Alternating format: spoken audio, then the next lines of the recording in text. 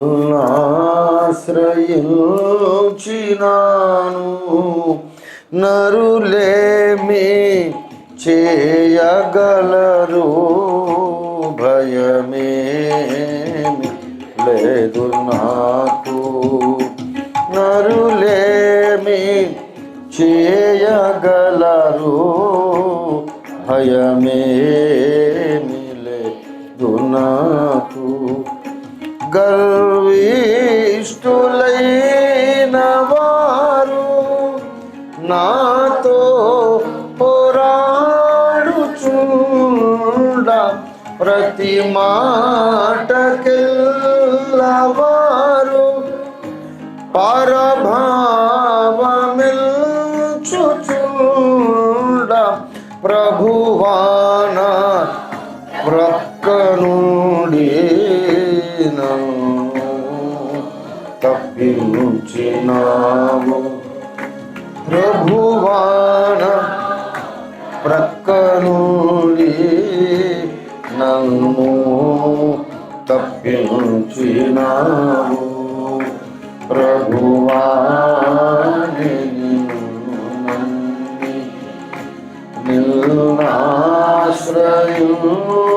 నిన్నాశ్రయించినాను నరులేమి చేయగలరు, భయమేమి లేదు నాకు.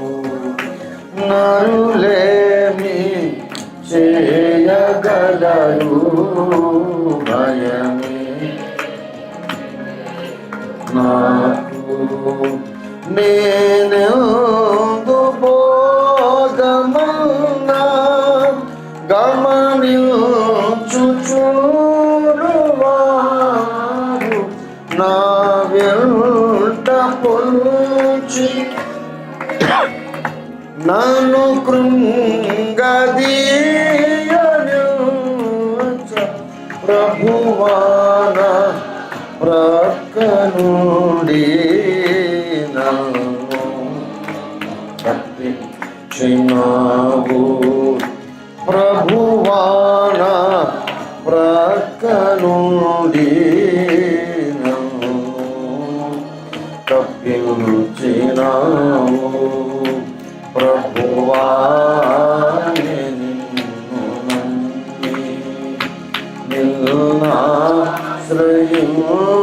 నిన్నాశ్రయించినాను నరులేమి చేయగలరు, భయమేమి లేదు. నరులేమి చేయగలరు, భయమేమి లేదు నాకు. పగబోని వారు నన్ను హతమార్చూచియున్న, మరణంబునుండి నన్ను వింతరీతిగాను, ప్రభువాన ప్రక్కనుండి నన్ను తప్పించినావు. ప్రభువాన ప్రక్కనుండి నన్ను తప్పించినావు. ప్రభువాని నిన్ను నమ్మి నిన్నాశ్రయించినాను నరులేమి చేయగలరు, భయమేమి లేదు నాకు. నరులేమి చేయగలరు, భయమేమి లేదు నాకు. దేవునికి స్తోత్రం, హల్లెలూయా. దేవునికి మహిమ కలుగును గాక. చిన్న వాక్యం చదువుకొని ఆరాధన క్రమంలో ముందుకెళ్దాము. 56వ కీర్తన. ఇప్పుడు పాడిన పాట ఈ కీర్తనలో నుండే రాశారు. 56వ కీర్తన. 12వ వచనం మనం చదువుకుందాం. నేను చదువుతాను. దేవా, నీవు మరణములో నుండి నా ప్రాణమును తప్పించి ఉన్నావు. నేను జీవపు వెలుగులో దేవుని సన్నిధిని సంచరించున్నట్లు జారి పడకుండా నీవు నా పాదములను తప్పించి ఉన్నావు. నేను నీకు మ్రొక్కుకొని ఉన్నాను. నేను నీకు స్తుతియాగములను అర్పించెదను. దేవుడి వాక్యమును మన వినికిడిలో ఆశీర్వదించున్నట్లు చిన్న మాట ప్రార్థన చేసుకుందాం. రండి ప్రియులారా, ఏకీభవించండి దయచేసి. మిక్కిలి ప్రేమమయుడవైన మా పరిశుద్ధ పరలోకపు తండ్రి, నీకు వందనాలు. మా పరమ తండ్రి, పరలోక రాజా, విశ్వరాజా, మా హృదయ రాజా, నీకు వందనములు, స్తుతియాగం అర్పిస్తున్నాము తండ్రి. మరొక ఆదివారం మా జీవితాల్లో దయచేసినారు. అద్భుతమైనటువంటి చిన్న స్తోమముగా నీ సన్నిధిలో మేము సమావేశమై మిమ్మల్ని ఆత్మతో సత్యముతో ఆరాధించుకునే కృపనిచ్చినావు. నీకే స్తోత్రాలు చెల్లిస్తున్నాము తండ్రి. మీరే బయలుపరిచిన సంఘారాధన క్రమములో భాగముగా మేము బలిపీఠము దగ్గరికి, ఇత్తడి గంగాళము దగ్గరికి వచ్చి ఆ పిమ్మట సన్నిధి రొట్టెల బల్లను సమీపించడానికి ఇదిగో యాత్ర మొదలుపెట్టినామయ్యా. నీకు వందనాలు. మీరు నాతో మాతో మాట్లాడమని వాక్య ఉదక స్నానం మాకు అనుగ్రహించమని యేసు అద్భుత నామంలో స్తుతించి ప్రార్థిస్తున్నాం తండ్రి. ఆమేన్, ఆమేన్, ఆమేన్. ప్రభునందు నాకు అత్యంత ప్రియులారా, చదవబడిన లేఖన భాగము మనం గమనించినప్పుడు దావీదు గొప్ప ప్రమాదకరమైన స్థితిలో ఉండి ఈ కీర్తన రచించినాడు. మరణాపాయ స్థితిలో ఉండి ఈ కీర్తన రచించాడు. గాతులో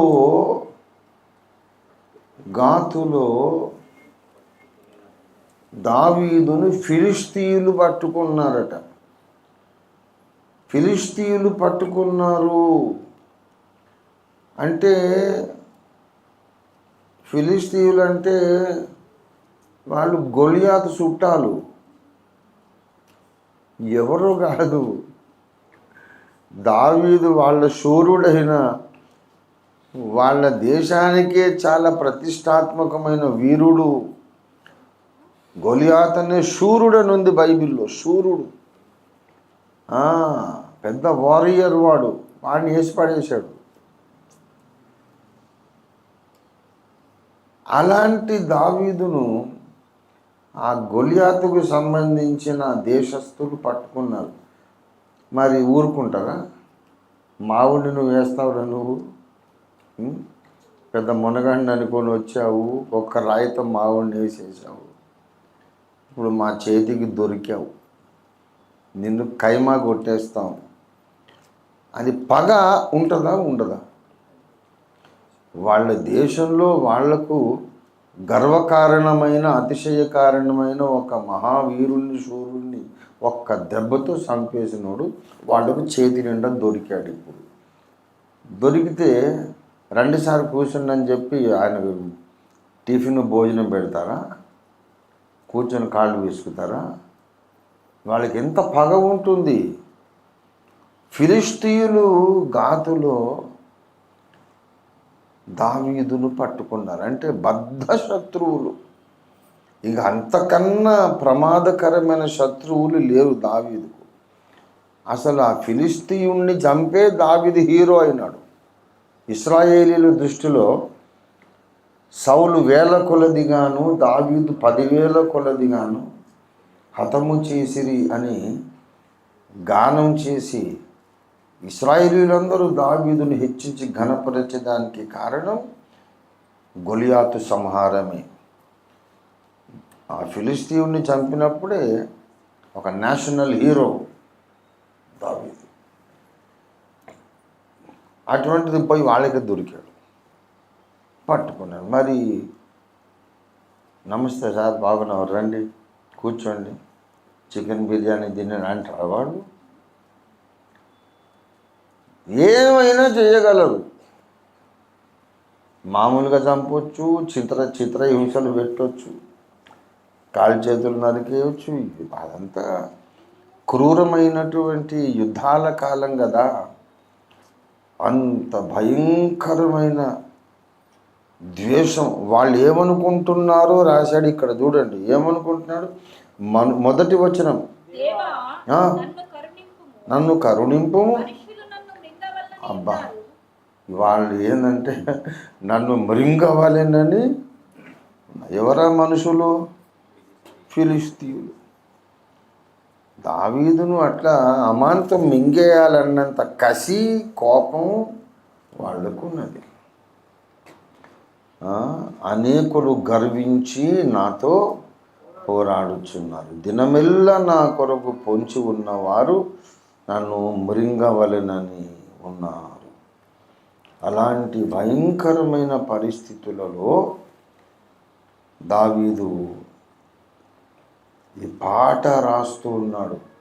గాతులో ఫిలిష్తీయులు పట్టుకున్నప్పుడు 12వ వచనంలో ఏమి డిక్లరేషన్ ఇస్తున్నాడంటే, దేవా నీవు మరణములో నుండి నా ప్రాణమును తప్పించుము అనడం లేదు, తప్పించి ఉన్నావు అని ఒక డిక్లరేషన్ ఆఫ్ ఫెయిత్, విశ్వాస ప్రకటన చేస్తున్నాడు. ఆల్రెడీ నువ్వు నన్ను తప్పించేశావు, దేవునికి స్తోత్రం కలుగును గాక. అంతేకాదు, ఇంత గొప్ప ప్రమాదం అంటే ఫిజికల్గా, శారీరకంగా ఫిలిష్తీయులకు దొరికి వాళ్ళు కైమ కొట్టే పరిస్థితి. ఆ పరిస్థితిలో అంటాడు, నేను జీవపు వెలుగులో దేవుని సన్నిధిని సంచరించున్నట్లు జారి పడకుండా నా పాదములను దేవుడు తప్పించాడు అనేది 2 సార్లు చెబుతున్నాడు మన మూలవాక్యంలో. మన మూలవాక్యం 12వ వచనంలో దేవుడు తప్పించాడనేది 2 సార్లు చెబుతున్నాడు. 2 ప్రమాదాలు, 2 గ్రేట్ ఎస్కేప్స్ అన్నమాట. ఏమండి, 2 ప్రమాదాల నుంచి దేవుడు తప్పించాడు. ఒకటేమో ఫిలిష్తీయుల చేత చిక్కిన ప్రమాదం, అది ఊహించుకుంటే భయానకం కదా. మనమే దావీదు ప్లేస్లో ఉన్నట్టు ఊహించుకోండి, ఎలాగుంటుంది. పాటలు వస్తే మనకు ఆయన పాట పాడుతున్నాడు. ఏమండి, మనం వచ్చిన పాటలు కూడా మర్చిపోతాం. అందరు కత్తులు, కటారులు, శిరస్త్రాణాలు, బల్యాలు, బాకులు పట్టుకొని ఒక్కడిని పట్టుకుంటే వాళ్ళే 100 మంది ఉన్నారు, ఏమైనా చేస్తారు. మహానుభావుడికి అసలు పాట ఎట్లా వచ్చిందో నాకు అర్థం కాలే. ఏమండి, మనం ఎవరమైనా ఉండి అక్కడ ఉంటే, ఆయన ప్లేస్లో ఉంటే, ఎవరైనా పక్కన ఉండి ఓ పాట ఎత్తుకో బాబట, దూరమే ఏంద్ర తిక్కలోడా, సాగు దగ్గరకు వస్తే పాట పాడమంటావు అంట. కానీ దావీదు ఎంత విచిత్రమైన భక్తుడంటే, యూదా అరణ్యములో ఆయన 63వ కీర్తన రాశాడు. శత్రుసేనలు పట్టుకున్నప్పుడు ఆయన 56వ కీర్తన రాశాడు. అబీమెలెకు దగ్గర రాజు ఆశ్రయం ఇచ్చినా సరే, రాజా ఉద్యోగులు దావీదు మీద చాడీలు చెప్తే ఎట్లా తప్పించుకోవాలని అర్థం కాక పిచ్చోళ్ళ నటించి యాక్షన్ చేసి తప్పించుకోవాలి. అప్పుడు 34వ కీర్తన రాశాడు. ఎనీ సిచ్యువేషన్ ఈ భక్తుడు పాట పాడుతూనే ఉంటాడు. దేవుని స్తోత్రం కలుగునుగా. ప్రాణాపాయ స్థితులలో, అడవిలో, ఆయన సింహాసనం ఎక్కినప్పుడే పాటలు రాయడం కాదు. దావీదు ఎక్కువ పాటలు ప్రమాదాలలోనే రాశాడు. దేవుని బిడ్డలారా, మనం అది నేర్చుకోవాలి.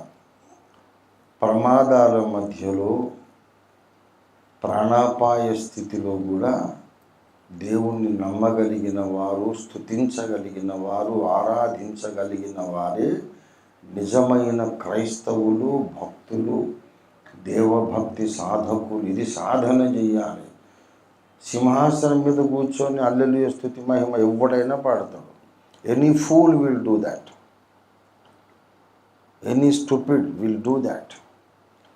నిన్నే కంట్రీకి ప్రైమ్ మినిస్టర్ చేస్తే హల్లెలూయా స్తుతి మహిమ అని నువ్వు పాడలేవా? దేవుడు గొప్ప దేవుడు, గొప్ప కార్యాలు చేశాడని స్తుతించకుండా ఉంటామా మనం? అదేమన్నా కష్టమా? కానీ నేను పట్టుకుపోయి జైల్లో పడేస్తే అప్పుడు హల్లెలూయా అనగలవా? అప్పుడు గోడుమని ఏడుస్తామా? ఏంటి నాకు ఈ పరిస్థితి వచ్చింది ఎందుకని? కానీ దావీదు ఏడవడు. చెరసాలలో వేసినప్పుడు ఆయన దేవుని ఆరాధించే భక్తుడు. దేవుని స్తోత్రం కలిగిన గాక. భక్తులంటే వాళ్ళండి, భక్తులంటే వాళ్ళు. ఓ తిమోతి, అపవిత్రమైన ముసలమ్మ ముచ్చటలు విసర్జించి దేవభక్తి విషయంలో నీకు నీవే సాధకం చేసుకోవాలి. అంత్య దినములలో కొందరు విశ్వాస భ్రష్టులైపోతున్నారు అని 1 తిమోతి 4వ అధ్యాయంలో చెప్పాడు కదా. అంత్య దినములలో, కడవరి దినాల్లో కొందరు దయ్యముల బోధ యందు లక్ష్యం ఉంచి విశ్వాస భ్రష్టులైపోతారని ఆత్మ తేటగా చెప్పుచున్నాడు. నీవైతే ఏం చేయాలంటే అలా భ్రష్టుడివి కావద్దు, విశ్వాసము నుండి తొలగిపోవద్దు, విశ్వాసంలో బలహీనపడొద్దు. నీవు దేవభక్తి విషయంలో సాధకం చేసుకోవాలి. దేవభక్తి విషయంలో సాధకం అంటే ఏంటి? మనం అనుకుంటున్నాం ఇదంతా ఒక ఫార్మ్ ఆఫ్ రిలీజియన్. అపార్థం చేసుకోవద్దు, అర్థం చేసుకోండి. ప్రతి ఆదివారము చర్చికి రావాలి, ప్రభురాత్రి భోజనంలో పాల్గొనాలి. అండి ఇవన్నీ ఒక ఫార్మ్ ఆఫ్ రిలీజియన్. సంగతులన్నీ సజావుగా, ప్రశాంతంగా, అనుకూలంగా ఉన్నప్పుడు ఇదంతా ఒక మతం. నేను చెప్తున్న మహాశ్రమల కాలం వచ్చిందనుకో, ఎక్కడ సంఘారాధన జరిగే అవకాశం ఉండదు. అప్పుడు నీ పరిస్థితి ఏంటి? అప్పుడు పరిస్థితి ఏంటండి? రొట్టె విరుచుకోవాలి, నిజమే తెలుసు మనకు, కానీ ఒక్కొక్క వారం అవకాశం ఉండదు. అబద్ధ క్రీస్తు సైనికులు మొత్తం లోకమంతా తిరుగుతూ ఉంటారు. లింగ ఫంక్షన్ హాల్లో కూడా వస్తారు. ఏంది అక్కడ ఏందో పాటలు వినబడుతున్నాయి, ఏమైనా చాలామంది కూర్చున్నారు, ఏంటి సంగతి అంటే కింద మేనేజర్ చెప్పేస్తారు వాళ్ళు యేసు భక్తులు అని. అవునా, వచ్చేస్తారు ఇక్కడికి, బైబిల్ గీబిల్ అన్నీ లాక్కుంటారా, తగలబెట్టేస్తారు. పిచ్చి వేషాలు వేయకండి. దేవుడు యేసు గీసేవాడు లేడు, ఆ సిరియా రాసే దేవుడు. మొక్కని ఆరాధించండి, లేకుంటే మెడకాయ మీద తలకాయ లేకుండా నరికేస్తాం అంటారు. ఇంకొకసారి ఇక్కడ కనపడొద్దు. ఆ కింద మేనేజర్ని కూడా బెదిరిస్తారు. ఎవరా పిచ్చి పిచ్చి ఉందా, దేవుడే వచ్చి ఇక్కడ ప్రపంచాన్ని పరిపాలిస్తుంటే ఇక్కడ యేసుదేవుడు అని ఇంకోటి కూటం పెట్టేది. క్రైస్తవులకు ఇంకోసారి హాల్ ఇచ్చామంటే నిన్ను నరికేస్తాను అంటారు. అంత అగ్రెసివ్గా, భయంకరంగా ఉంటే పరిస్థితి. మరప్పుడు మనం ప్రభురాత్రి భోజనం పాల్గొనే అవకాశం ఉండదు. రహస్యంగా ఒక 5-6 ఒక్కొక్క ఇంట్లో సీక్రెట్గా అర్ధగంటలో ప్రార్థన చేసుకొని 5 నిమిషాలు పాపాలు ఒప్పుకొని రొట్టె తీర్చుకొని, అప్పుడు కూడా నేను మీతో ఉంటే సంఘం నడిపిస్తా. అప్పుడు ఏం చేస్తా అంటే సీనియర్ బిలీవర్స్కు హస్త నిక్షేపణ చేసి, బాబు మీ ఇంట్లో 5, మీ ఇంట్లో 5, మీ ఇంట్లో 5, మీ ఇంట్లో 5 చేస్తాం. అంత భయంగా ఆరాధించుకునే రోజులు రాబోతున్నాయి. ఇది ప్రవచనం, ఇది దేవోక్తి. గుండెల మీద రాసి పెట్టుకోండి. దేవుడు నా ద్వారా 30-40 ఏళ్ల కిందట ప్రకటింపజేసిన ఎన్నో మాటలు ఇప్పుడు అక్షరాలను నెరవేరుతుంది. అక్షరాల ఇంకా నెరవేరుతాయి. ఇది కూడా నెరవేరుతుంది. బాప్తిస్మము మనం ముంచడమా చిలకరించడమా అని ఒక స్పష్టత ఇస్తున్నాం. స్పష్టత అవసరం కనుక ఇస్తున్నాం. కానీ రానున్న మహాశ్రమల కాలంలో సువార్త వింటాడు, యేసే రక్షకుడని ఒకడు నమ్ముతాడు. వాడు బాప్తిసం ఇచ్చేవాడు దొరకడు, చిలకరింపియడు, ముంచడం ఇయడు, వాడికి అసలు పాస్టరే దొరకడు. రాబోయే దినములలో దేశములో ఒక క్షామము, ఆమోసు 8:11 కదా, అది అన్నపానముల కొరకు క్షామము కాదు, దేవుని వాక్యము వినకపోవుట అనే క్షామము. ఆమోసు 8:11, 12 వచ్చిన దేశములో నేను ఒక కరువు క్షామము పుట్టింతు.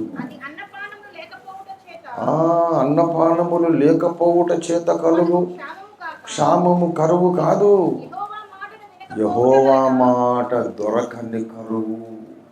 ఆ దినాలు వస్తున్నాయి. ఇప్పుడు పాస్టర్లు ఉన్నారు, వాక్యం చెబుతారు. అప్పుడు దొరకడు, ఒక పాస్టర్ దొరకడు, ప్రసంగం దొరకదు, బైబిళ్ళు దొరకవు. ఆ దినాలు గ్యారంటీగా వస్తున్నాయి. మరి అప్పుడు ఏం చేస్తాం? బైబిల్ దొరకదు, వాక్య ఉపదేశం దొరకదు, ఆరాధన క్రమం జరగడానికి అవకాశం ఉండదు. అప్పుడు ఏం చేయాలా? ఎలా ప్రభువును వెంబడిస్తారు? అప్పుడు ఏకాంతముగా వ్యక్తిగతంగా యేసయ్యతో, ఎవరికి వారే యేసయ్యతో ఏకాంతంగా నడవడం నేర్చుకోవాలి. ఇద్దరు ఏకీభవించి ఉన్నారు, అది మినిమం నంబర్. ఏమండి, ఆరాధించినా ప్రార్థించినా ఇద్దరు కనీసం ఏకీభవించాలి. వేరే సంఘం లేకపోయినా కనీసం భార్యాభర్తనే ఏకీభవిస్తారు. పోనీ అవివాహితులు ఉన్నారనుకో, వాళ్లతో ఏకీభవించడానికి పరిశుద్ధాత్మ దేవుడైనా ఉన్నాడు. అంత టఫెస్ట్ టైం, క్లిష్ట సమయం రాబోతూ ఉంది. అలాంటప్పుడు మనం దేవునితో ఎలా నడవాలి? మనకు దేవభక్తి అంటే ఏమిటో నేర్పించడానికి దేవుడు పాత నిబంధన కాల భక్తులందరినీ మనకు ఫిబ్రవరి 11వ అధ్యాయంలో రాసి పెట్టాడు. మనం చిలకరింపా ముంచడమా అని అంట. ఆ పాత నిబంధన భక్తులలో ఒకడు కూడా ఏ బాప్తిసం పొందలేదు. ఏమండి, హేబెలు, హనోకు, నోవహు, అబ్రహాము, ఇస్సాకు, మోషే తల్లిదండ్రులు. కానీ వాళ్ళు విశ్వాస వీరులు. ఇప్పటి తరంలో మనకు బయలుపరచబడ్డ సత్యాన్ని మనం వెంబడిస్తున్నాం. కానీ ఇదే భక్తి అనుకోకండి, దీనికంటే మించినది దేవభక్తి. అది చెప్తున్నాను. దేవుని స్తోత్రం కలిగి ఉంది కాక. ఈ తరములో మనకు ఒక సత్యం తెలుసు, ఒక సిద్ధాంతం తెలుసు, ఒక పునాది మనకు అపోస్తలులు వేశారు, అందులో మనం కట్టబడుతున్నాం. కానీ ఈ బాహ్యమైన క్రియలకు మించింది భక్తి. అది హృదయాంతరంగములో, అంతరింద్రియాలలో దేవునితో పెనవేసుకున్నటువంటి ఒక అనుబంధం. దాని పేరే భక్తి. దేవునికి స్తోత్రం కలిగింది కాక. మనం ముంచడం అంటే కరెక్ట్గా ముంచడమే పొందుతాం, పరిశుద్ధాత్మను పొందుతాం, అన్య భాషలు మాట్లాడతాం, ఆరాధిస్తాం, రెగ్యులర్గా ప్రభురాత్రి భోజనం పొందుతాం, అన్నీ చేస్తాం. ఎవడైనా వచ్చి బెదిరిస్తే అప్పుడు తెలుస్తుంది. ఏదైనా చిన్న శ్రమ వస్తే అప్పుడు కథ అంతా అడ్డం తిరుగుతుంది. నాకు ఎందుకు ఈ శ్రమలు అని అప్పుడే యోబు కంటే ఎక్కువ ఫీల్ అయిపోతాం. ఏది భక్తి? ఇదిగో భక్తుడు ఇక్కడ కనపడుతున్నాడు. ఎంత గొప్ప భక్తుడండి దావీదు. దావీదును గురించి ఒక యవనస్తుడు నా సేవారంభంలో నకరికల్లో నేను ఉన్నప్పుడు అన్నాడు, ఏం లాభం మన అన్ని కీర్తనలు రాసి అంత దారుణమైన తప్పు చేశాడు. ఆయన ఏం భక్తుడు, ఏం లాభం. అది పనికి మన పంది. ఆయన గురించి మాట్లాడటం, నీవు కూడా మాట్లాడితే ఎట్లరా? ఆయన ఎక్కడ, మనం ఎక్కడ? దావీదు ఎందుకు శ్రేష్ఠుడంటే తనలోని ఆ ఒకే ఒక్క పొరపాటు, ఆ ఒకే ఒక్క పొరపాటుకు ప్రపంచవ్యాప్తంగా పబ్లిసిటీ ఇచ్చుకున్నాడు ఆయననే. నువ్వెందుకు నీచుడివి, నికృష్టుడివి అంటే అటువంటివి నువ్వు 1000 చేసినా సరే ఇక నాకంటే భక్తుడే లేడు, కెరూబుల కంటే నేనే మంచోడు అన్నట్టు నువ్వు బిల్డప్ ఇచ్చుకుంటావు. దావీదు యథార్థవంతుడు. దేవునికి అటువంటి వాళ్ళే ఇష్టం. దేవునికి స్తోత్రం కలిగిన కాక యథార్థముగా ప్రవర్తించే వారు ఏ మేలును చేయక ఆయన చేశాడు. దేవుని ముందు ఒప్పుకున్నాడు, మనుషుల ముందు ఒప్పుకున్నాడు. దావీదు పొరపాటు వెనుక కూడా బోర్డంత శాస్త్రం ఉంది. గర్భాలయ సహవాసం కరడును పిలుచుచున్నది అనేది నేను చెప్పాను. భక్తుల చర్యలు అందరికీ అర్థం కావు. అందరికీ అర్థమైపోతే వాడే భక్తుడు, ఆత్మ సంబంధి అయిన వాడు ఎవరి చేతనైనను వివేచింపబడడు. అర్థం కాదు. మనం బయట కూర్చొని కామెంటరీలు చేస్తుంటాం, ఈయన ఎట్లెందుకు అట్లెందుకు అని. నువ్వు కామెంటరీ కాడనే మిగిలిపోతావు. వాడేమో దేవుని ప్రణాళిక నెరవేరుస్తూ ఉంటాడు. పైకి పోయినాక నీకు కామెంటరీ మిగులుతుంది, వాడికేమో బహుమానాలు వస్తాయి. భక్తి సాధన అందులో భాగము నువ్వు తీర్పరివి కాకుండా ఉండడం నేర్చుకోవాలి. ఎవడు ఏ తీర్పు తీర్చినా నువ్వు చెక్కు చెదరకుండా ఉండడం నేర్చుకోవాలి. భక్తి సాధన చెయ్యాలి. అవకాశం ఉంది కనుక సువార్త చెబుతున్నాం, సువార్త వింటున్నాం, నమ్ముతున్నాం, బాప్తిస్మాలు పొందుతాం, ఆరాధన కార్యక్రమాలు జరిగిస్తున్నాం, మందిరాలు కట్టుకుంటున్నాం. కానీ రేపు పొద్దున మహాశ్రమల కార్యంలో ఏమీ కుదరదు. ఏమీ కుదరనప్పుడు మనం అబ్రహాము లెవెల్లోకి వెళ్ళిపోతాం. అబ్రహాంకు పాస్టర్ ఉన్నాడా?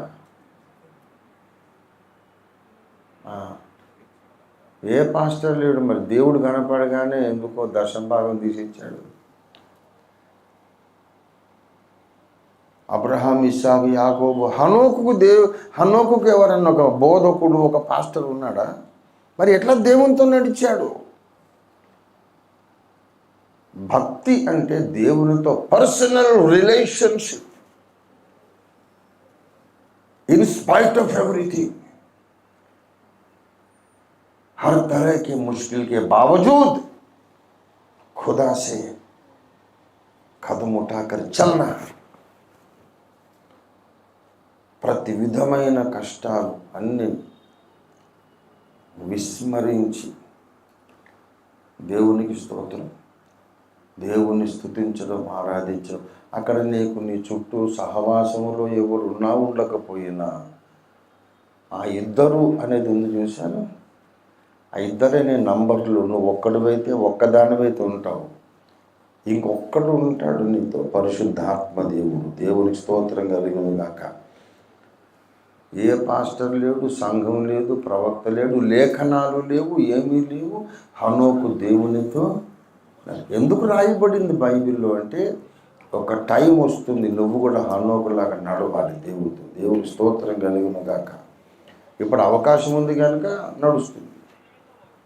కానీ అవకాశం లేనప్పుడు లేకపోయినా దేవునితో నడవాలి. దేవునికి స్తోత్రం కలిగిన గాక. హల్లెలూయా. అవకాశం లేకపోయినా దేవుణ్ణి నమ్మాలి, దేవుణ్ణి స్తుతించాలి. అంజూరపు చెట్టు అందుకే శపించాడు. ఒకసారి నేను చెప్పాను ఒక ప్రసంగంలో, ఒక టోటల్ మెసేజ్ ఉంది దాని మీద. శపితమైన అంజూరపు చెట్టు. ఎంతమంది విన్నారా మెసేజ్? విన్నారా? విననోళ్ళు వినండి తప్పకుండా. Must and should. ఏ ప్రసంగానికి ఆ ప్రసంగం అలాగే ఉంటుంది, తప్పకుండా వినాలి. వినకపోయినా పర్లేదులే సొల్లు అనేది ఎప్పుడు చెప్పలేదు దేవుడు. అన్నీ వినాల్సిందే. శపితమైన అంజూరపు చెట్టు, దాని మీద కాయలు లేవని యేసయ్య శపించారట. కొంతమంది తిక్కలోళ్ళు ఏమంటారంటే అది అంజూరపు పండ్ల కాలం కాదు అని యేసయ్యకు తెలియదా? ఆయన ఏం దేవుడు అండి? వేసవి కాలంలో బంగినపల్లి మామిడి పళ్ళు అంటే వస్తాయి, కానీ డిసెంబర్లో ఎక్కడి నుంచి వస్తాయి? ఆయనతో తెలియదు. లోకజ్ఞానం లేనివాడు ఆయన ఏం దేవుడు అంటాడు ఒక స్టూపిడ్. అరే, అంజూరపు చెట్టు అనేది ఒక విశ్వాసికి సూచన.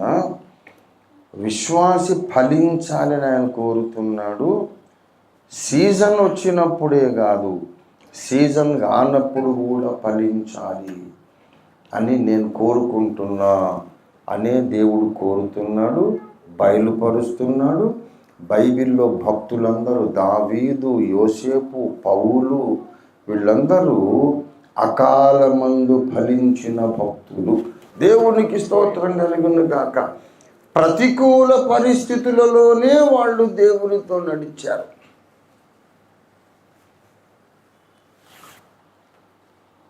మనకు సీజన్ వచ్చినప్పుడు అందరూ ఫలిస్తారు, స్తుతిస్తారు, ప్రార్థన చేస్తారు, ప్రభువులు ఆనందిస్తారు. ఇప్పుడు ఒక్క పరిస్థితి కూడా అనుకూలంగా లేదు. అయినా కుछ ఫరక్ నే పడతా హమే, ఏం పర్వాలేదు. ఇంకా దేవుని నేను ఇంకను ఆయనను స్తుతిస్తాను, ఇంకను దేవుని యందు నిరీక్షణ ఉంచుతా. దేవుని స్తోత్రం కలుగును గాక. హల్లెలూయా. ఈ పరమ భక్తుడు దావీదు తప్పించబడుట, 2 రకముల దేవుని యొక్క కాపుదలను గురించి మాట్లాడుతున్నాడు. 12వ వచనంలో, నీవు మరణములో నుండి నా ప్రాణమును తప్పించి ఉన్నావు. అదేమో భౌతికమైన ప్రమాదము. రెండవది, నేను జారి పడకుండా నీవు నా పాదములను, అంటే జారి పడకుండా అంటే భౌతికంగా శరీరం జారి పడకుండానా, ఆధ్యాత్మిక యాత్రలో జారి పడకుండా అండి. మనందరం కూడా ఒక్కొక్కప్పుడు కాలు జారే స్థలమునకు వెళ్ళిపోతాము. 73వ కీర్తన 73 2వ వచనం, నా పాదములు జారుటకు కొంచెమే తప్పెను. దేవుని బిడ్డలారా, నా అడుగులు జార సిద్ధమాయను అంటే ఆధ్యాత్మిక యాత్రలో కాలు జారడం, పాదములు తొట్టిల్లుట అంటే ఏంటంటే నడవవలసిన విధంగా దేవునితో నడవలేకుండుట. జారి పడడం అంటే అర్థం ఏంటంటే పడ్డవాడు పడిన చోటే ఉంటాడు, ఇక వాడు ముందుకు పోలేడు. పడి ఉండుట అంటే అర్థం ఏంటంటే సింపుల్ నిర్వచనం చెప్తున్నాను. పడి ఉండుట అంటే ఏంటంటే నడవలేని పరిస్థితి.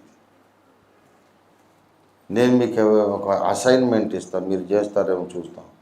మీరు పడిపోండి, ఇప్పుడు నేల మీద పడిపోతారు. ఇప్పుడు నడవండి అంటే ఎట్లా నడుస్తారా? పడుకొని నేల మీద పడిపోయి, బోర్ల పడిపోయి, లేకుండా వెళ్ళకిళ్ళ పడిపోయి నడుస్తారా? నడిస్తే మాత్రం కాళ్ళు ఆడించినా సరే అక్కడే ఉంటారు కదా. పడిపోవడం అంటే నిర్వచనం అది. ఆధ్యాత్మికంగా అడుగు ముందుకు పడని పరిస్థితి. అలాంటి పరిస్థితి చాలామందికి వస్తుంది. అనేక సార్లు అనేక విషయాలలో మనం అందరం పడిపోవచ్చున్నాము అంటాడు యాకోబు పత్రిక 3వ అధ్యాయం 2వ వచనంలో మనమందరము అనేక విషయాలలో తప్పిపోవచ్చున్నాము. ఫుట్నోట్లో తొట్టిల్లుచున్నాము. మనమందరము 1, 2 కాదు, ఎన్నో విషయాలలో మనం తొట్టిల్లుచున్నాము. అలాంటి తొట్టిల్లే పరిస్థితి, నా పాదములు జారకుండా దేవుడు నన్ను తప్పించాడు. ఇది స్తుతికి కారణం. దేవునికి స్తోత్రం కలుగునుగాక. దావీదు దేవుణ్ణి స్తుతిస్తున్నాడు, దేవునిలో ఆనందిస్తున్నాడు. ఫిలిష్తీయుల మూక సైన్యం, పగబట్టిన వాళ్ళు నా చుట్టూ చేరినప్పుడు వాళ్ళు నన్ను నరికి చంపకుండా దేవుడు తప్పించాడు. ఇది గొప్ప కాపుదల, అవునా కాదా? అవును. అంతకన్నా గొప్ప ప్రమాదం దేవుడు తప్పించాడు. ఫిలిష్తీయులు కసి మీద పగతో నన్ను అడ్డంగా నరికే కంటే గొప్ప ప్రమాదాన్ని దేవుడు తప్పించాడు. అదేంటంటే నేను ఆధ్యాత్మిక యాత్రలో పడిపోవడం. అంటే దైవ సహవాసాన్ని ఈయన ఎంత ప్రేమించాడో చూడండి. నా శత్రువులు వచ్చి నన్ను కత్తికోకుండా నరికి పెట్టే కంటే నాకు పెద్ద ప్రమాదం యేసయ్యతో నేను నడవలేకపోవడం. అదే ఆయన కాన్సెప్ట్. చాలా ప్రమాదం తప్పిందయ్యా అంటే ఏం ప్రమాదం తప్పింది? కొంచెం ఉంటే నా పాదం జారేదే, కానీ దేవుడు నన్ను కాపాడాడు. నేను ఆ పాట రాశాను, అడుగులు జారగనీయక నన్ను రేయి బవలు కాచిన నా ప్రభు, నా బ్రతుకు ఇక నీకు నైవేద్యం. ఆయన మన అడుగులు జారకుండా కాపాడే దేవుడు. మన అడుగులు జారలేదు. ఆయనతో మన సహవాసం కొనసాగుతూ ఉంది. ప్రార్థన చేయగలుగుతున్నాం, బైబిల్ చదవగలుగుతున్నాం. అంటే అది మామూలు విషయం కాదు. ఒకవేళ నీవు పడిపోయి ఉంటే నీకు ఈ అనుభవాలు ఉండవు. పడిపోయి ఉంటే నువ్వు దేవునితో సహవాసం చేయలేవు, దేవునితో నడవలేవు. నిన్ను ఆయన కాపాడాడు, నీ కాలు జారకుండా. జీవపు వెలుగులో నేను దేవునిలో సంచరించున్నట్లు ఆయన నా పాదములు తప్పించాడు. మళ్ళీ చదవండి ఆ 12వ వచనం. నేను జీవపు వెలుగులో దేవుని సన్నిధిలో సంచరించున్నట్లు, హల్లెలూయా, జారి పడకుండా నా పాదములను తప్పించిన, నా ప్రాణమును కాపాడినాడు, మరణము తప్పించాడు. అంతకన్నా గొప్ప మేలు నా ఆధ్యాత్మిక జీవితంలో భ్రష్టత్వాన్ని తప్పించాడు. అంటే ఏది గొప్ప ప్రమాదం? ఫిలిష్తీయులకు దొరికిపోయి కైమా కొట్టేది ఎక్కువ ప్రమాదమా? ఆధ్యాత్మిక భ్రష్టత్వం ఎక్కువ ప్రమాదమా? ఆధ్యాత్మిక భ్రష్టత్వమే ఎక్కువ ప్రమాదం. ఎందుకు చెప్పండి? Very simple. చెప్పండి ఎందుకో? ఫిలిష్తీయులు చంపితే డైరెక్ట్గా ఎక్కడికి వెళ్తాడు? ఈయన పరదేశికి వెళ్తాడు. మనుషులు మనల్ని చంపలేరండి. వాళ్ళకి చాలా కోపం వస్తే మనల్ని పరదేశకు పంపిస్తారు, అంతకంటే ఇంకేం చేయలేదు. వాళ్ళకి చాలా కోపం వస్తే మనల్ని మహిమలోకి పంపిస్తారు. చాలా కోపం వస్తే మనల్ని ఆకలి దప్పికలు లేని మహిమలోకానికి, ఆనందలోకానికి పంపించేస్తారు. క్రైస్తవుడికి మరణం లేదు, అంతకన్నా వాడు ఇంకేం చేయలేడు. రక్షణ పొందకపోతే మరణం అనేది భయంకరం. కానీ దేవునితోనే సమాధానపడి దేవుని కన్న కొడుకులం కూతుళ్ళం అయిపోయిన తర్వాత ఆ దేవుని దగ్గరికి పోవడానికి ఇంకా భయం ఎందుకు? ఏం ప్రమాదం కాదు, వాడు చంపేది ప్రమాదం కాదు. కానీ నేను బ్రతికి ఉండి కూడా ఈ భూమి మీద దేవునితో నడవలేకుండా పడిపోయి ఉండడం, అది అసలు సిసలైన ప్రమాదం. అది దావీదు యొక్క అభిప్రాయము, ఆయన మైండ్ సెట్, ఆయన ఆలోచన విధానం. అది దేవుడు నన్ను తప్పించాడు, నా అడుగులు జారనీయలేదు. దేవునికి స్తోత్రం కలుగును గాక. దేవా, నీవు నన్ను తప్పించావు. మనల్ని తప్పించే దేవుడు. ఎప్పుడైతే నువ్వు భక్తి సాధన చేస్తావో, నేను ఒక విషయం చెప్తున్నాను, దేవుడు నీ మీద శ్రద్ధ కలిగి ఉంటాడు. దేవుడు నీ మీద దృష్టి నిలుపుతాడు. దేవునికి స్తోత్రం కలుగును గాక. ప్రభు మిమ్మల్ని గురించి చింతిస్తూ ఉంటాడు, మిమ్మల్ని పట్టించుకుంటాడు. దేవునికి స్తోత్రం కలుగును గాక. మీ పాదములను చూస్తుంటాడు. ఆసాపు చెప్పాడు 73వ కీర్తనలు, నా అడుగులు జార సిద్ధమాయను, నా పాదములు జారుటకు కొంచెమే. తప్పాడు, మొత్తం మీద తప్పించుకున్నాడు. అమ్మ, అయిపోయిందిరా నా పని, ఇక నేను దేవునికి దూరము, భక్తికి దూరము, పరలోకానికి దూరం అయిపోతానేమో అనుకున్నాడు. కానీ దేవుడు పట్టుకున్నాడు. నువ్వు ప్రయాణాలలో నీకు యాక్సిడెంట్లు జరగకుండా దేవుడు కాపాడుతాడు. కానీ నీ యొక్క ఆధ్యాత్మిక జీవితంలో, ఆధ్యాత్మిక యాత్రలో కూడా యాక్సిడెంట్లు జరగకుండా కాపాడే దేవుడు యేసయ్య. దేవునికి స్తోత్రం కలిగింది కాక. కానీ ఎవరిని కాపాడుతాడంటే, ఆయన యందు భయము భక్తి కలిగి, విశ్వాసము కలిగి, భక్తి సాధన చేసే వారిని మాత్రమే కాపాడుతాడు. దేవునికి స్తోత్రం. ఒకటే మాట చెబుతున్నాడు, 4వ వచనం, దేవుని యందు నేను నమ్మిక ఉంచి ఉన్నాను, నేను భయపడను. దేవునికి స్తోత్రం కలుగును గాక. 11వ వచనం, నేను దేవుని యందు నమ్మిక ఉంచి ఉన్నాను, నేను భయపడను. దేవునికి స్తోత్రం కలుగును గాక. హల్లెలూయా.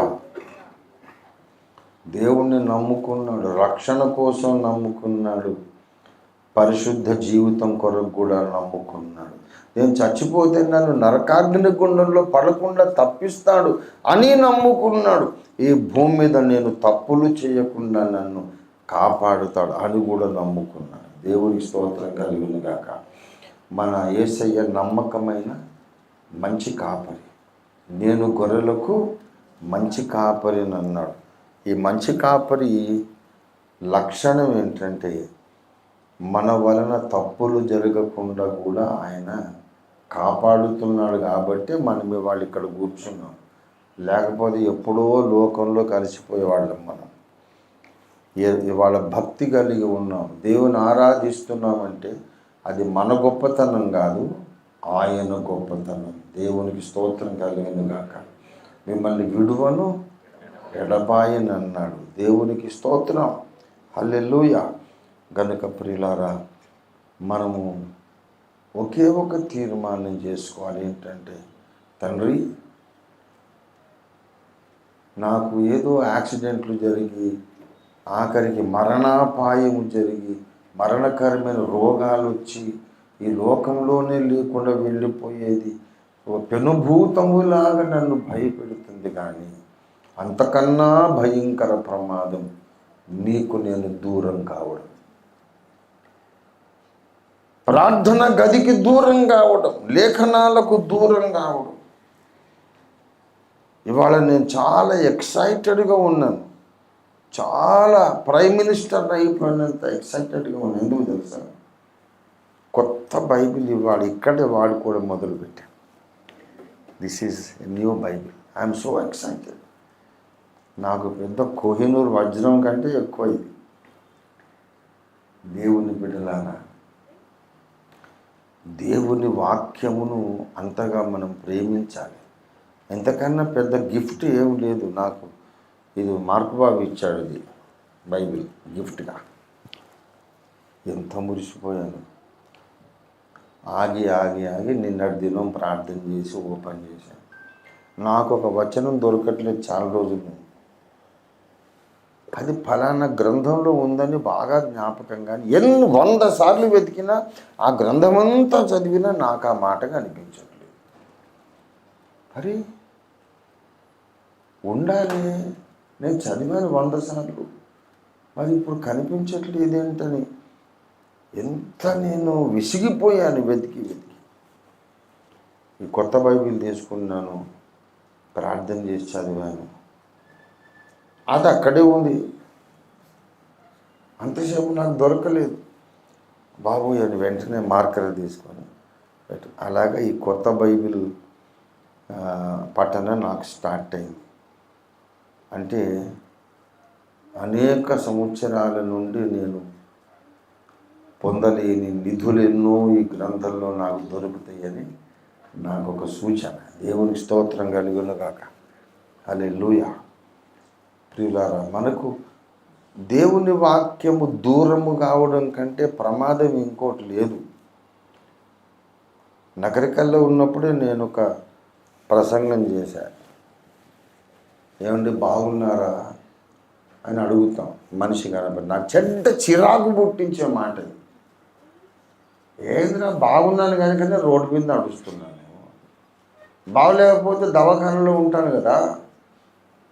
ఏంటి బాగున్నావో బాగున్నా అంటే ఏంటిది అంటే బాగుండట్లే అని ఎక్స్పెక్టేషన్ ఏంటి?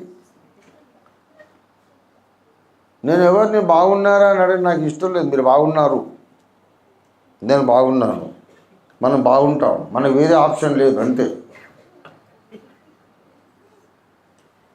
ఎవరికైనా సెకండ్ బ్రదర్ మీరు బాగున్నారు అన్నారు, బీ పాజిటివ్.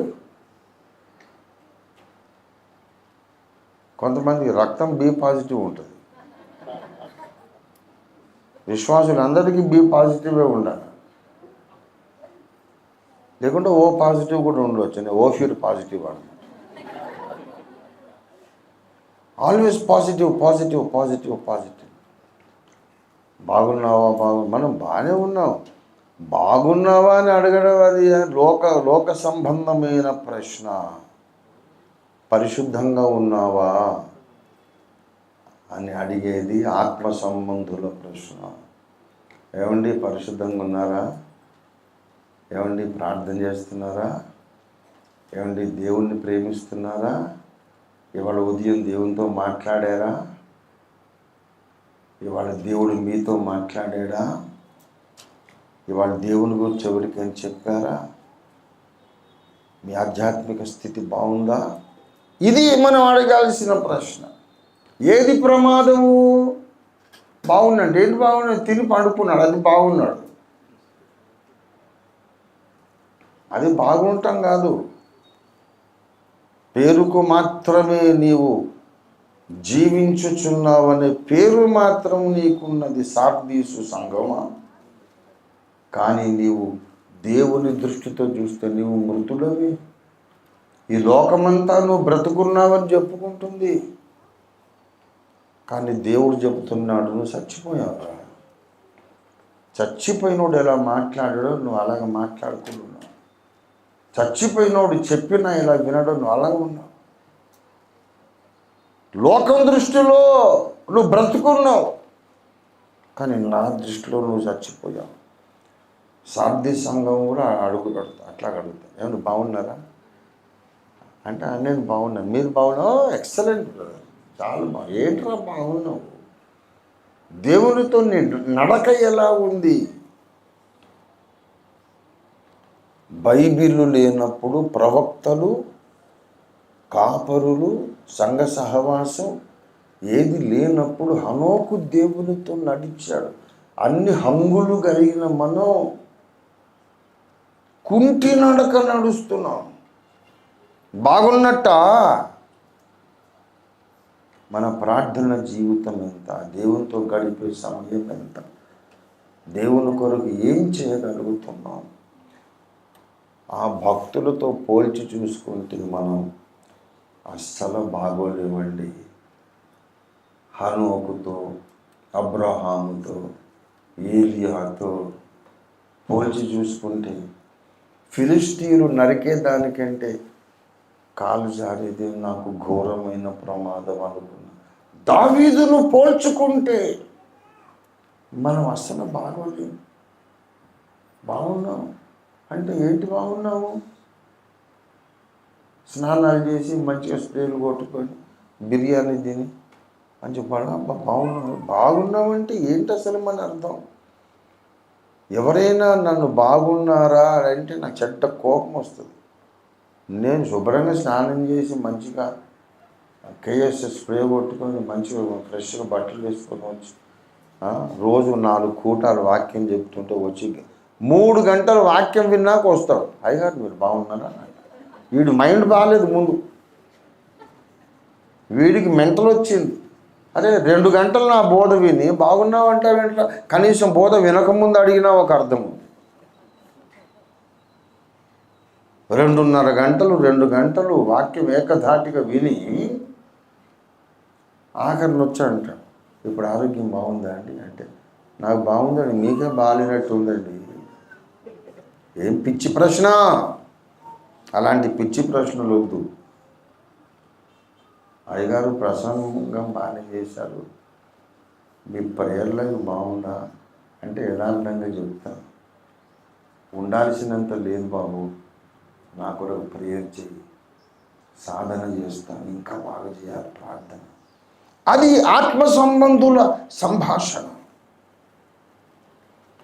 ఇలా దావీదు కాన్సెప్ట్ ఏమిటి? ఫిలిష్తీయులు నా చుట్టూ మోగి నన్ను మృంగాలనుకున్నారు, చంపాలనుకున్నారు, దేవుడు తప్పించాడు. అంతకన్నా ఘోర ప్రమాదం తప్పిపోయిందండి. యేసయ్యతో నేను నడవలేని పరిస్థితి వచ్చేసింది, కానీ దేవుడు నన్ను లేపి నిలబెట్టాడు. నువ్వు దేన్ని ఎక్కువ విలువ కడుతున్నావు అనేది ప్రశ్న. నీ దృష్టికి విలువైనదేది? నీ దృష్టికి విలువైనది ఆరోగ్యమే మహాభాగ్యం అని చిన్నప్పుడు నేర్చుకున్నాం. ప్రభువులో నూతనంగా తిరిగి జన్మించి కొంత ఎదిగిన తర్వాత నేర్చుకున్నాం, పరిశుద్ధతే మహాభాగ్యం, ప్రార్థనా జీవితమే మహాభాగ్యం, దేవునికి లోబడి జీవించటమే మహాభాగ్యం, దేవుని చిత్తము నెరవేర్చటమే మహాభాగ్యం. ఇదంతా కలిపి ఆరోగ్యమే మహాభాగ్యం అనే దానికి ముందు ఒక మాట పెట్టాలి, ఆధ్యాత్మిక ఆరోగ్యమే మహాభాగ్యం. దేవుని స్తోత్రం కలిగినగాక. మన ఆరోగ్యం ఎలా ఉందో పరీక్షించుకుందాం. దావీదు వంటి మైండ్ సెట్ మనకుందో లేదో పరీక్షించుకుందాం. భక్తి జీవితంలో అనదర్ లెవెల్, ఇంకా పై లెవెల్కు మనం ఎదుగుతాము. మనం అందరికంటే గొప్ప సంఘం అని మనం విర్రవీగితే లాభం లేదు. దావీదు సిచ్యువేషన్లో నువ్వు ఉంటే నువ్వేం చేస్తావు? ఎంతవరకు నువ్వు ఆనందించగలవు, ఎంతవరకు దేవుణ్ణి వెంబడించగలవు ఒక్కసారి ఆలోచన చేసి, నీలో ఏ బలహీనతలు ఉన్నా ఒప్పుకో, దేవా నన్ను క్షమించు, బలపరచు. ఏ ఆసరా లేనప్పుడు దేవునితో నడిచిన మహాభక్తులు, ఇప్పుడు నీకు పాస్టర్లు ఉన్నారు, ఎల్డర్స్ ఉన్నారు, బైబిల్ 66 గ్రంథాలు లేఖనం ఉంది. పాపం చదువుకోవడానికి హనోకు బైబిల్ ఉందండి. ఎలా నడిచాడు దేవునితో?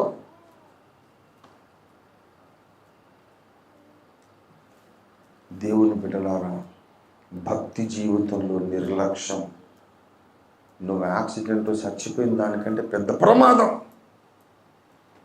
లారీ నీ మీదకి ఎక్కేసి వెళ్ళిపోయిన దానికంటే పెద్ద ప్రమాదం భక్తి జీవితంలో నిర్లక్ష్యం.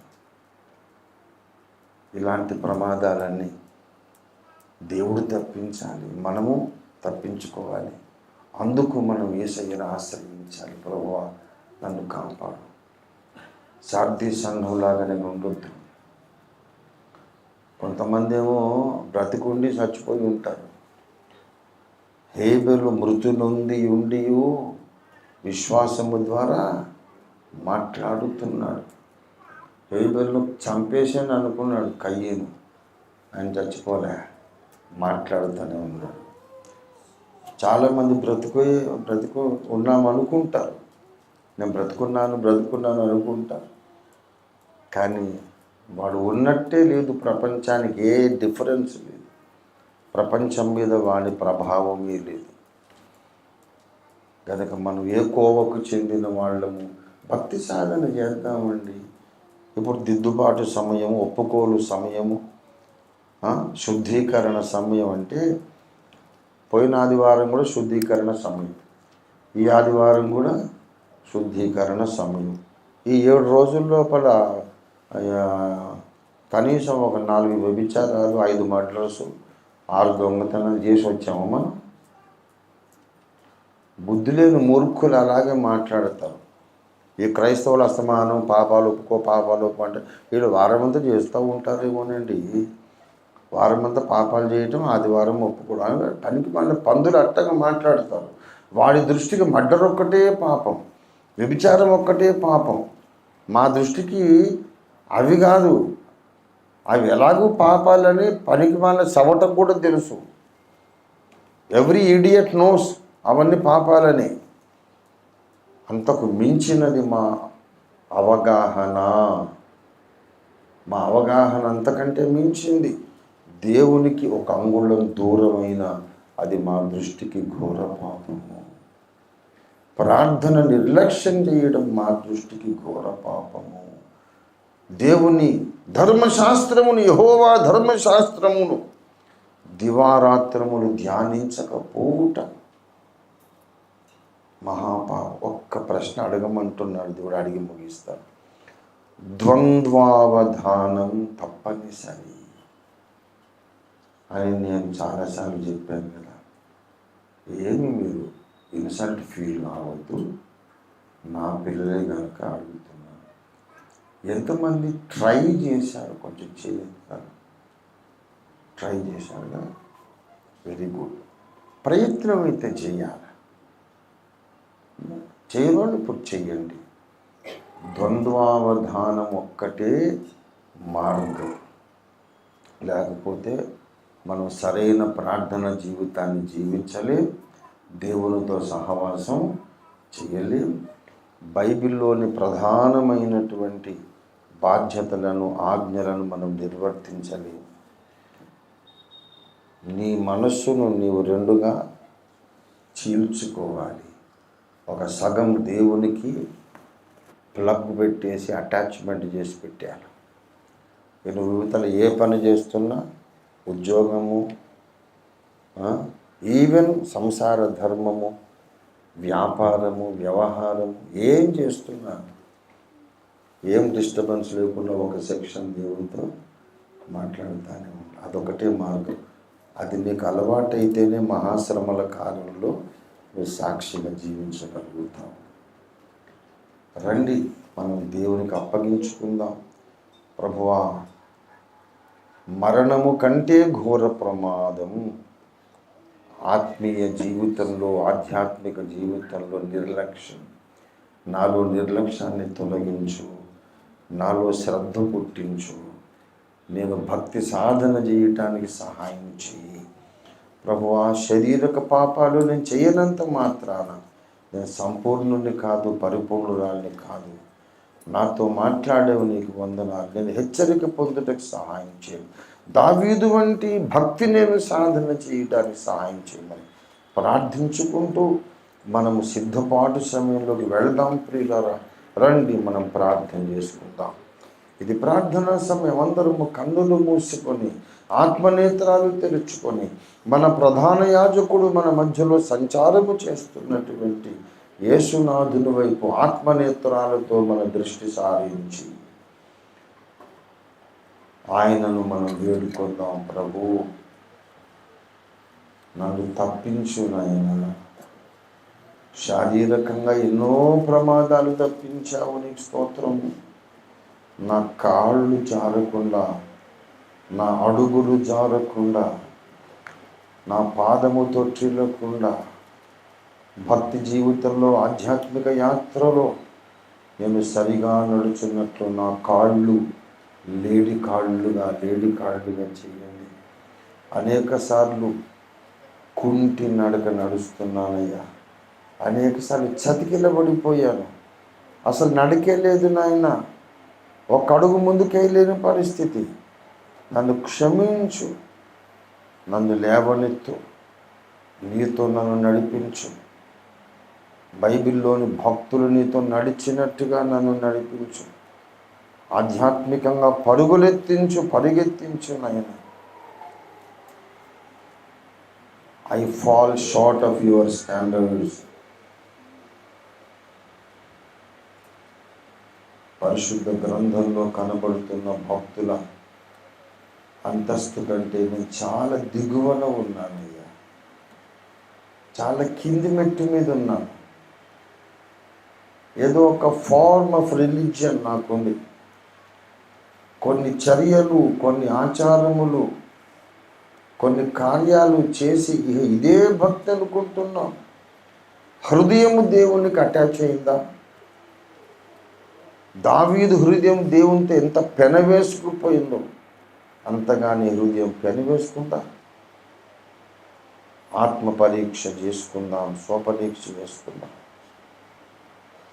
ప్రతి ఒక్కరికి తమను తాము పరీక్షించుకోవడానికి సమయము ఇస్తూ, నేను కూడా నరమాత్రున్నే, నేను కూడా స్వపరీక్ష చేసుకోవడానికి మరి ఎక్కువ అవసరం నాకుందని నేను చిత్తశుద్ధితో భావిస్తూ అందరికీ ఒప్పుకోలు సమయం ఇస్తూ యేసు రక్తములో స్నానం చేయడానికి మచ్చలు, మరకలు, డాగులు, దేవునికి ఆయాసకరమైన ప్రతి తలంపు, ప్రతి వైఖరి మనలో నుండి కడిగేసుకోవడానికి సమయం ఇస్తూ మరికొద్దిసేపు